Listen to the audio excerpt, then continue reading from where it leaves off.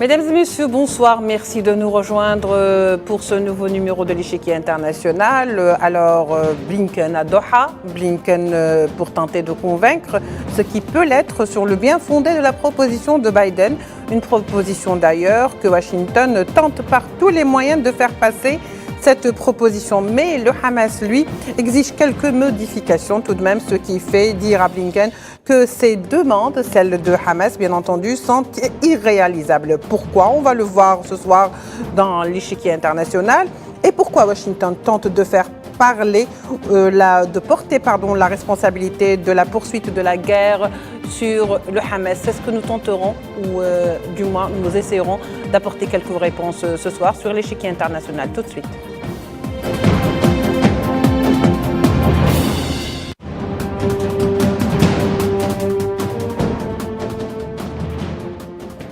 Pour en débattre, nous accueillons avec beaucoup de plaisir Gamal Abina, analyste en questions internationales. Gamal, bonsoir, merci d'être avec nous. Bonsoir et merci pour l'invitation. Alors voilà, Blinken, le secrétaire d'État américain, se trouve à Doha pour essayer de convaincre ceux qui peuvent l'être en tous les cas, ou du bien fondé, je le disais, de cette proposition de Biden. Hélas, cela ne semble pas être du goût du Hamas, en tous les cas, pas sur tous les points. Il y a eu quand même une exigence de la part de Hamas, et on va y venir tout à l'heure. Alors, pourquoi aujourd'hui Washington tente par tous les moyens de faire passer la proposition de Biden concernant un éventuel cessez-le-feu à Gaza?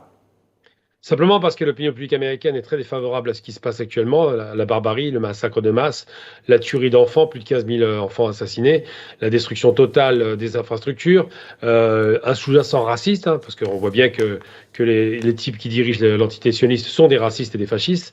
Donc tout ça, ça pose problème. Il y a de plus en plus de manifestations dans le monde, de plus en plus de condamnations, des instances internationales qui condamnent, des pays européens, 3, bientôt 4, qui ont décidé de reconnaître l'État palestinien. Il y a un chambardement des rapports de force, il y a un risque de déstabilisation de leurs principaux alliés dans la région, donc tous ceux qui sont inféodés aux États-Unis, à savoir évidemment l'Égypte, évidemment la Jordanie, la plupart des pays du Golfe. Bref, tout cela pousse Biden à quelques mois de sa future défaite électorale aux États-Unis face à Trump, à essayer de trouver les solutions rapidement pour à la fois redorer son blason sur sa base populaire de jeunes qui est vraiment vent debout par rapport à cette guerre, et surtout, et c'est le plus important, essayer de se sauver en disant que c'est lui le président qui aura trouvé une solution sur ce conflit, bien que provisoire, dans l'espoir effectivement de peut-être faire face à un Trump aux élections sans perdre sa base populaire. Parce qu'aujourd'hui, effectivement, on sait que Trump est largement favori, que ce ne sera pas le plus modéré, mais c'est vrai que Biden, en comparaison, devient... C'est presque une figure d'extrémiste qui s'est allié avec un gouvernement extrémiste, donc c'est vrai qu'il a peur de cela. C'est des questions internes, c'est des questions d'image de l'Amérique qui soutient un État raciste et un État génocidaire, et surtout des questions simplement d'ordre de droit international qui n'est plus tout respecté. Alors, si tant et si bien, cette proposition est bienfaitrice pour Gaza, puisqu'elle propose un cessez-le-feu. Pourquoi cette proposition qui n'apporte absolument pas de nouveauté? Il n'y a rien d'extraordinaire à cette proposition. Pourquoi veut-on la faire passer aujourd'hui? Pourquoi elle n'a pas été proposée il y a quelques mois en arrière pour arrêter les fusions de sang et arriver au nombre de victimes auxquelles on est arrivé aujourd'hui? En réalité, ça a déjà été proposé même par la partie sioniste. Mais ce qu'ils proposent, c'est quoi? C'est de prendre les Palestiniens pour les imbéciles, leur dire « rendez-nous les otages », comme ils les appellent, donc les prisonniers de guerre. « Rendez-nous les otages, on va faire une pause de 4 semaines, aujourd'hui 6 semaines, et puis on reprendra le massacre. » Voilà ce qu'ils proposent. Donc seul un suicidaire ou un imbécile peut accepter une proposition aussi ridicule. Il ne faut jamais perdre de vue que les objectifs de guerre des sionistes et de Netanyahou, le criminel de guerre, que j'appelle chien enragé, je n'hésite pas une seconde parce que c'est une véritable bête sauvage, oui. Bien cet homme a affiché directement un objectif. Il dit on va éradiquer le Hamas, on va libérer par la force tous les otages et on va en finir avec la présence palestinienne, il ne le dit pas directement, mais enfin, c'est ses ministres qui le disent, dans la bande de Gaza. Tous les objectifs de guerre sont clairs, aucun n'ont été atteints, et la seule fois où ils ont réussi à libérer soi-disant des otages, qui étaient bien traités d'ailleurs, il faut le rappeler, parce qu'on se rend compte qu'à chaque fois, les otages sont mieux traités que les Palestiniens, eh bien, il a quand même tué 3 des 7 personnes qu'il a cherché à libérer en tuant 300 civils. dans une opération combinée avec les États-Unis, en utilisant le port qui était fabriqué de toutes pièces pour envoyer un véhicule soi-disant d'aide humanitaire qui était chargé de soldats sionistes, chargé de tuer de façon bien traître en général ces malheureux civils au profit d'otages qu'ils auraient libérés. Eh bien aujourd'hui, effectivement, c'est tellement grossier, tellement évident qu'il y a un barbare d'un côté et une victime de l'autre, tellement évident qu'il n'atteindra pas les objectifs de guerre que de proposer aux Palestiniens une pause de 6 semaines pour reprendre le massacre, mais cette fois-ci sans avoir la moindre possibilité de négociation, plus de négociations avec des otages entre guillemets entre les mains, plus de négociations de rapport de force, mais simplement de recevoir des bombes en cascade avec des objectifs de guerre affichés par les sionistes qui n'ont jamais démenti ces objectifs, eh bien ça ne tient pas la route. Donc on comprend que les Palestiniens refusent ça. Eux, ils demandent simplement la libération de tous les otages, de leur côté et du côté sioniste, c'est les 8000 prisonniers palestiniens qui sont les otages, et effectivement l'évacuation de toutes les forces sionistes du territoire, pas une évacuation partielle, parce qu'elle propose une évacuation partielle, et surtout un retrait total et une reconstruction. Donc tout ça, c'est des plans qui sont proposés, mais ce qui bloque, c'est effectivement de dire on fait une pause dans la guerre, et non pas un cessez-le-feu. Oui, justement, au fait, ce sont 2 points qui ont été évoqués. Ceux que vous venez de citer, Gamal Abina, c'est-à-dire la libération des otages et également des prisonniers. On va mettre otages entre guillemets. Et puis surtout, c'est par rapport au retrait total du territoire de Gaza, de la bande de Gaza. Alors, on a vu la réponse de Blinken, le secrétaire d'État américain, aujourd'hui même, où il disait que les revendications ou les exigences de Hamas sont irréalisables. En quoi 2 points très simples, à savoir le retrait total et le calendrier des libérations de part et d'autre, est-elle ou ces points sont-ils irréalisables? En quoi pour les États-Unis? Simplement parce que Biden, dès le début de la guerre, et Blinken, qui est son numéro 2, donc son affidé, disent tous les deux, nous sommes sionistes. Donc quand on est sioniste, effectivement, l'objectif c'est d'écraser totalement les résistances, je dis bien les résistances, pas seulement Hamas, mais toutes les résistances palestiniennes, de les désarmer, de les humilier, d'écraser le peuple et d'espérer avoir la paix pour 10 ans. Ça rappelle un peu l'Algérie d'ailleurs à l'époque. Eh bien, oui, effectivement, ils disent irréalisable parce que ça ne coïncide pas avec les accords qui sont passés secrets, qui sont connus, entre les sionistes et l'État américain. L'État américain garantit tout le temps les arrières de l'État sioniste quand il s'effondre. Et en l'occurrence là, l'objectif c'est de redorer le blason de l'État sioniste, de faire croire à nouveau qu'ils ont gagné une guerre qui était impossible à remporter, mais qu'ils auraient gagné une guerre et que les objectifs qui sont affichés depuis le début vont être atteints. Alors, quand on dit le retrait de la totalité des troupes sionistes du territoire palestinien, ça signifie un retrait total, donc une défaite. C'est ça le problème. Oui. Or, on ne peut pas accepter la défaite.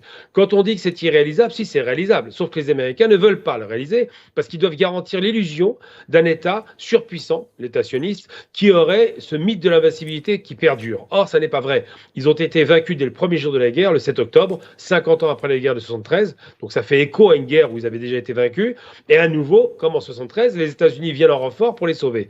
Eh bien, aujourd'hui, l'image qu'ils veulent recréer, c'est le concept fumeux d'un État hyper technologique, hyper puissant, hyper sûr de lui et arrogant, ce que disait De Gaulle, un État qui est capable d'écraser tout le monde sans le moindre inquiétude. Sauf que ce n'est plus vrai.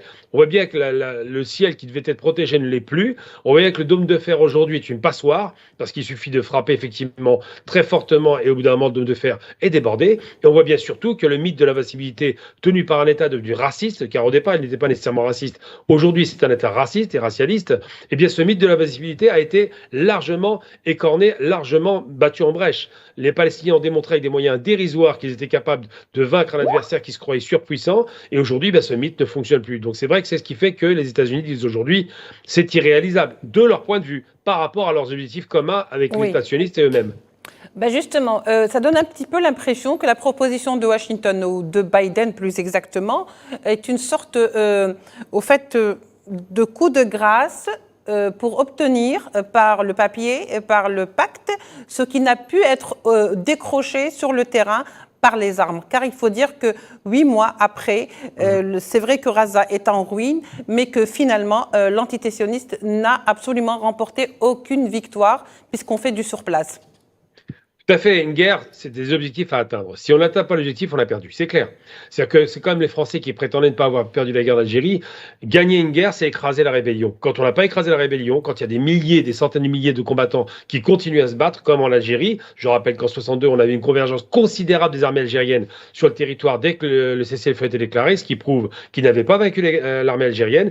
Eh bien, c'est pareil en Palestine. Les Palestiniens, tous autant qu'ils sont, que ce soit Hamas, Fatah, FPLP et j'en passe, tous continuent à combattre et il se trouve que on se rend bien compte que dans les guerres asymétriques, la puissance occupante, la puissance offensive et la puissance agressive, en l'occurrence la puissance militaire conventionnelle, est toujours vaincue par des armées asymétriques, donc des armées des guérillas, qui ont systématiquement réussi à vaincre une grande puissance militaire parce que ce n'est pas le même type de combattants. Ça a commencé sous Abdelkrim Khattabi, c'est lui qui a vaincu les Espagnols. Ensuite, on a eu la Chine, le Vietnam, le Japon, enfin pas le Japon, le Vietnam, les Russes face aux fascistes nazis, qui ont réussi à les battre sur une guerre asymétrique au démarrage avec les partisans.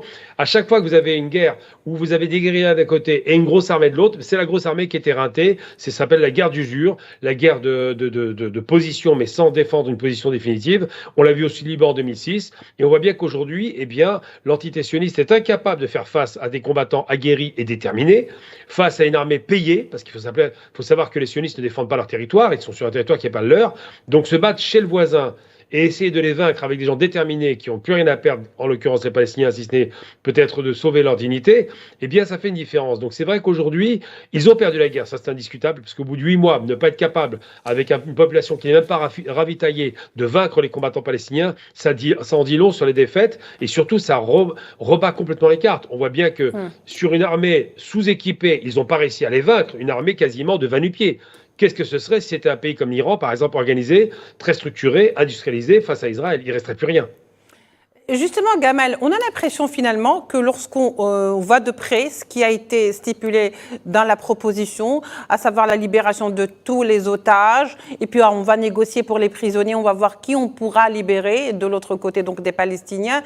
Et il y a aussi le fait que la question du retrait n'est pas complètement définie, à savoir qu'il va y avoir peut-être un retrait partiel avec la préservation des soldats de l'occupation sur Gaza.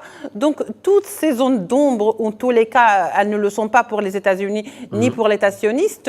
Aujourd'hui, c'est une forme de capitulation qu'on demande à Hamas, finalement. On veut tuer Hamas autrement que par les armes, parce que ce genre de proposition, c'est la fin de Hamas, finalement. Alors ça, c'est le rêve qu'ils avaient au départ, le 7 octobre, parce qu'évidemment, les sionistes ont imaginé qu'ils allaient réduire le Hamas en 6 jours, puis en 6 semaines, puis en 6 mois.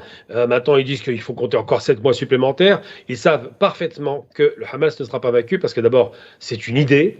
Ensuite, c'est une résistance combinée avec toutes les résistances palestiniennes. Il ne faut jamais focaliser sur le Hamas. C'est une façon de dire qu'il n'y a qu'eux qui se battent. C'est pas vrai. Tous les Palestiniens se battent aujourd'hui, que ce soit à Gaza ou en Cisjordanie. Mais surtout, il y a d'autres qui combattent. On voit bien au sud Liban, on le voit bien en Irak, en Syrie, au Yémen. C'est une cause qui est partagée par la plupart des Arabes, qui soient d'ailleurs musulmans, certains juifs et chrétiens. Donc ça, c'est indiscutable.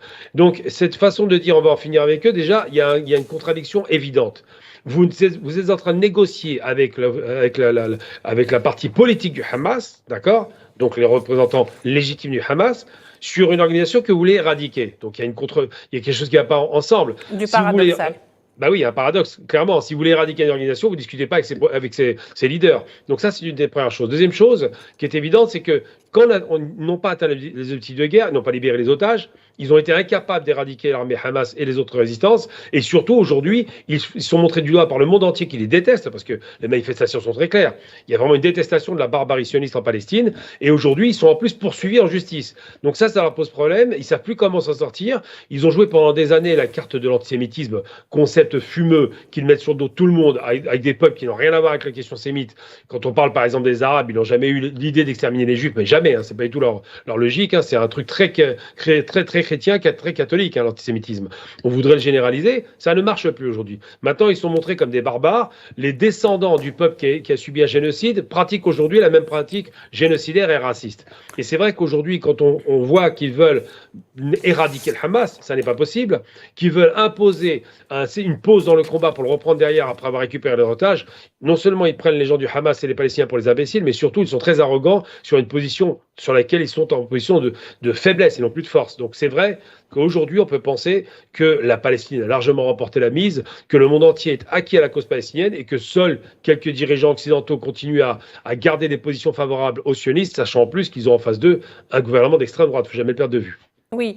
Alors, il y a deux aspects quand même qui restent à définir. D'abord, Hamas qui absolument demande des garanties, et c'est de bonne guerre, cela s'explique, parce qu'on ne peut pas faire confiance à l'entité sioniste, et l'histoire l'a démontré par un passé très lointain et un passé proche. Le problème, c'est qu'aujourd'hui, dans sa visite, lors de sa visite à Doha, Blinken, le secrétaire d'État américain, avait dit que finalement, Hamas est responsable de la poursuite des combats aujourd'hui à Gaza, puisque c'est Hamas qui, un peu, si vous voulez, est réticente à signer cette proposition de Biden. Il parle même de marchandage du Hamas. Aujourd'hui, on oublie 8 mois. Mon Dieu, 8 ans, je ne souhaite pas ça. Je veux dire 8 mois de guerre contre Gaza et on fait porter la responsabilité au fait que Hamas aujourd'hui négocie cette proposition qui est beaucoup plus une capitulation qu'une proposition de paix. Vous savez, quand un homme qui se réclame du sionisme est en plus dans un pays qui a produit un génocide pour exister, je parle des États-Unis, on ne peut pas lui faire confiance. Les Américains ne sont pas des gens de parole, ce sont des menteurs. Lorsqu'il dit que c'est le Hamas qui pose problème, ça fait rire. Qui est chez qui aujourd'hui? Les sionistes sont en Palestine, occupent l'essentiel de la Palestine et sont rentrés à Gaza, territoire soi-disant libéré, donc ils occupent le territoire. Qui continue la guerre? Qui bombarde du ciel? Qui massacre? Qui est criminel et considéré comme un criminel de guerre aujourd'hui et va être poursuivi pour ça? C'est l'entité sioniste. Donc quand il dit le Hamas ne veut pas la paix et ne veut pas ceci, cela, c'est une blague. La seule personne qui doit se retirer et qui doit montrer des gages de sécurité pour les Palestiniens, c'est les sionistes. Or, ils ne veulent pas partir. Donc Blinken, qui est un menteur, et j'ose le terme, clairement un menteur et un manipulateur grossier, voudrait faire croire à la face du monde que ceux qui sont en minorité et qui ont peu de moyens pour se défendre seraient les personnes qui voudraient en vouloir au bouclier monumental de l'Occident que représente l'entité sioniste. Ça n'est pas très sérieux, mais ils ont bien compris en manipulant les mots, ils le font tout le temps. Hein. Ils ont quand même tué 3 millions d'Irakiens, j'ai oublié, c'est ça les Américains. Donc ça ne les dérange pas de tuer les Arabes. Eh bien, ils ont bien compris que le monde ne croit plus en leurs mensonges, parce que, comme le disait très bien d'ailleurs un homme qui a une parole qui a gêné tout le monde, Poutine, c'est l'empire du mensonge, ces gens-là. Ils vont toujours vous inverser les vapeurs en faisant croire que d'un côté la victime est le bourreau et que le bourreau est une victime. Dans les faits, le bourreau, on le connaît, il est à l'image d'ailleurs, ce chien enragé. Cet homme est un criminel de guerre, cet homme est un adorateur de Mussolini et d'Hitler, cet homme est littéralement un malade mental qui est coincé. Sa propre population le déteste, mais il ne faut jamais perdre de vue que sa population a été radicalisée pendant des décennies pour détester les Palestiniens. Donc tout ça, c'est des choses qui existent réellement. L'impérialisme occidental est un mal pour le monde, est une réalité. Et ce qui me fait plaisir aujourd'hui, je ne vous le cache pas, c'est que récemment, on vient d'apprendre, vous savez qu'il y a des élections européennes qui viennent de passer. Bien là où je ris doucement et sous cap, c'est que d'un côté, on a une Rima Hassan tout sourire qui a été élue au Parlement européen. Pour nous, c'est une immense victoire. Et de l'autre côté, vous avez deux hystériques, hommes comme femmes d'ailleurs, que ce soit Meir Habib ou que ce soit Braun-Pivet, qui ont été virés de leur poste parce qu'ils remettent en cause leur mandat puisqu'il y a de nouvelles élections qui arrivent. Et bien ça, c'est une victoire pour la Palestine sur un plan politique. Et sur le plan politique mondial, effectivement, la Palestine a progressé et l'entité sioniste est considérée comme une entité scélérate, criminelle, barbare, qui ne respecte rien, ni les hommes, ni le droit, ni la vie. Ben justement, on pourrait se poser cette question très simple aujourd'hui. Qu'avait-elle de ces propositions qui étaient faites par donc le médiateur de Doha, Qatar? Qu'avait-elle de plus ou de moins que cette proposition de Biden qui aujourd'hui passe pour étant la meilleure et la seule solution, alors qu'il y a eu des propositions qui ont été faites et que Hamas n'a pas émis de réserve sur ces propositions, en tous les cas pas autant que sur celle qui a été émise par Biden. Pourquoi ne prend-on pas la meilleure proposition qui verse dans l'intérêt des Palestiniens, Gamal? Parce que Biden écoute évidemment son frère, parce qu'il a dit que c'est son frère, hein, Netanyahou, qu'il voit bien que Netanyahou s'est ridiculisé, qu'il disait qu'il en finirait avec les Palestiniens, ça n'a pas marché, qu'il perd les soldats par dizaines, mais il ne le dit pas, il le cache, et qu'il n'est incapable d'éradiquer, en dépit de sa super aviation, technologie et autres renseignements, incapable d'éradiquer un mouvement de fédéine palestinien, et qui aujourd'hui voudrait que les Palestiniens soient suffisamment stupides pour rendre tous les otages, pour rendre leurs armes, pour littéralement s'autodétruire au profit de l'antisioniste qui a été fragilisé. Ça ne tient pas la route. Aujourd'hui, les Palestiniens ont le soutien de beaucoup de populations arabes, on le sait déjà, des 3/4 de l'humanité en réalité, et surtout les Palestiniens, chaque jour de résistance supplémentaire, prouvent que le mythe de la superpuissance anglo-américaine et sioniste ne tient pas la route. Ce sont des mythes fabriqués de toutes pièces. On voit bien le Yémen, par exemple, qui fait un blocus. Eh bien, ça fait des mois que les États-Unis et l'Angleterre bombardent le Yémen. Ça n'a rien changé à leur détermination. Des peuples déterminés finissent toujours par le remporter. On l'a vu au Vietnam, on l'a vu en Corée, on l'a vu dans tous les pays martyrisés par les États-Unis comme l'Irak ou même le pays pour lequel j'ai pas de sympathie particulière des talibans, mais l'Afghanistan, ils ont tout de même mis les Américains dehors. Donc c'est une réalité qu'ils savent parfaitement être inéluctable. Ils rêvent de redorer le blason de leur petit monstre israélien qui est sur place, mais ça ne fonctionne pas. Les technologies, les parapluies aériens, le renseignement n'a pas fonctionné le 7 octobre et ils le savent. Donc le seul moyen pour parvenir à quelque chose, c'est d'essayer de faire en sorte de trouver avec des compromis à minima inacceptable que les Palestiniens signeraient, histoire de récupérer les otages et de bombarder massivement. Et parallèlement à cela, c'est là où on se moque vraiment de tout le monde, c'est que le côté Netanyahou, qui n'écoute personne, dit « je veux continuer la guerre », quand les États-Unis parlent de reconstruire Gaza. Donc vous imaginez un peu le paradoxe. On va construire pour que bombarde. Aujourd'hui, on n'en est pas à ce stade-là. La seule chose qui compte aujourd'hui, c'est quoi? C'est uniquement que les Palestiniens puissent récupérer dans une signature de contrat qui soit visée par le droit international et par les États, avec sans doute une force d'interposition qu'on pourrait mettre en place, eh bien que les Palestiniens puissent récupérer la sécurité auquel ils ont droit. Parce qu'il faut rappeler qu'ils sont chez eux et qu'on vient bombarder ces malheureux dans leur foyer. Ce n'est pas les Palestiniens qui posent problème. C'est les Polonais, c'est les Lituaniens, les Allemands, les Ukrainiens qui sont venus dans les années 40, 50, 60 et qui sont sur un territoire qui n'est pas le leur. Des blonds aux yeux bleus devraient avoir un petit peu d'humilité quand ils sont invités dans la région à se comporter de façon un peu plus humaine, parce que ceux qui les ont accueillis au départ, c'est les Palestiniens et pas le contraire. Eh ben justement, est-ce que finalement cette proposition de Biden est venue un peu comme le salut pour le gouvernement de l'entité sioniste, d'autant plus que Biden avait dit, lorsque la proposition a été faite, que les Palestiniens avaient tout pour accepter cette proposition, car c'est une opportunité à ne pas laisser passer. À ce point, Gamal Abina? Non, c'est pas du tout une opportunité. Quand on dit 6 semaines de pause, on prend vraiment les gens pour les idiots, je l'ai déjà dit. 6 semaines de pause, ça n'est pas une opportunité. La seule opportunité possible, c'est de dire à l'entité sioniste, tu t'arrêtes ta sauvagerie. Sinon, on te coupe les réserves, c'est tout. Ils l'ont fait en 93. Baker a imposé effectivement à Shamir, qui était un extrémiste comme celui qui est au pouvoir maintenant, il a imposé d'aller serrer la main aux Syriens, ce qu'il ne voulait pas. Il a dit non, je ne le ferai pas. À ce moment-là, tu coupes l'argent. Et une fois qu'il lui a dit ça, le gars, il s'est ravisé parce que l'entité sioniste ne tient que parce qu'elle est financée par l'Occident. Vous retirez le financement, elle s'effondre du jour au lendemain. Je parle même pas des armes, juste simplement le financement. C'est un État qui n'est pas viable économiquement, on le sait depuis toujours. C'est un peu une sorte de Hong Kong dans la région pour faire face aux communistes. Et là, c'est le Hong Kong occidental face à l'Orient. Et il se trouve que s'il voulait vraiment faire pression sur lui, il le ferait. Il faut savoir une chose que les gens ne savent pas assez, c'est que soit Biden, même Sarkozy, que je porte pas dans mon cœur, déteste Netanyahou depuis toujours. Il n'y a pas un chef d'État occidental qui l'aime parce qu'ils le prennent vraiment pour un fou. Ils considèrent que c'est un menteur, que c'est un manipulateur, que c'est un extrémiste qui ne réfléchit pas et il leur pose problème. Donc Biden récemment a dit, au début de la guerre d'ailleurs, il a dit il faut négocier, mais il faut qu'on se débarrasse de ce gouvernement d'extrémistes parce qu'ils ne sont pas gérables. Donc c'est vrai que leur problématique, c'est de préserver l'entité sioniste tout en se débarrassant d'un gouvernement trop extrême pour avoir un gouvernement un peu moins extrémiste. Et ça, c'est problématique pour eux. Et quand ils disent aux Palestiniens, c'est une super opportunité, ils pensent que les Palestiniens ne savent pas lire et écrire. Il faut rappeler à nouveau que le Palestinien est le peuple le plus éduqué de la Terre. Donc c'est quand même compliqué de les prendre pour des imbéciles. Donc aujourd'hui, le rapport de force est favorable aux Palestiniens. Chaque jour de résistance est un jour de victoire. Chaque jour de résistance est une usure pour l'entité sioniste qui déjà ne supportait pas les années 60-70 les guerres d'usure aux frontières égyptiennes et qui ne supportera encore moins à Gaza, qui sera, comme aux États-Unis par rapport au Vietnam, son Vietnam. Alors, dans ces cas-là, pour conclure, Gamal Abina, comment vous expliquez ou comment explique-t-on de toute façon que autant de médiatisation soit faite à cette proposition alors qu'il y a eu d'autres qui étaient tout aussi intéressantes, mais c'est celle-là qui a le plus de médiatisation, alors que la proposition en elle est vraiment boiteuse? Parce que les agendas ne sont pas les mêmes. Biden est coincé parce qu'il y a une élection qui arrive et sait que sa base populaire le déteste. C'est-à-dire que les démocrates, au départ, ne sont pas des va-t-en-guerre. Au départ. On peut mettre quelques parenthèses là-dedans, des guillemets plutôt, parce que quand on voit le nombre de guerres conduites par Obama, par exemple, ou même Bill Clinton, qui a quand même un peu fait la guerre. Bon, mais dans tous les cas de figure, sa base électorale n'est pas va-t-en-guerre. Ce ne sont pas des gens qui aiment la guerre. On se rappelle de Carter qui voulait la paix, qui était un homme de paix. Et là, il se rend bien compte qu'il risque de perdre l'élection parce que sa base électorale ne votera pas pour lui. Elle ne va pas voter pour Trump, mais elle donnera une victoire par défaut à Trump. Et donc ce plan qu'il présente comme un plan du miracle, qu'il a déjà présenté il y a 4 mois, donc c'est ce genre de plaisanterie.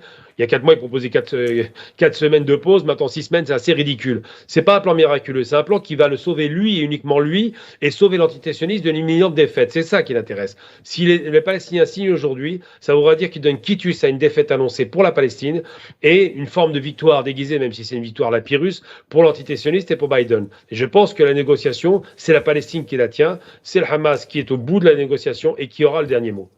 Merci beaucoup, Gamal Abina, pour cet éclairage pertinent. Je vous remercie d'avoir été avec nous. Je rappelle que vous êtes expert en questions internationales. Merci à vous de nous avoir suivis. On se retrouve demain pour un nouveau numéro de l'Échiquier international. Au revoir.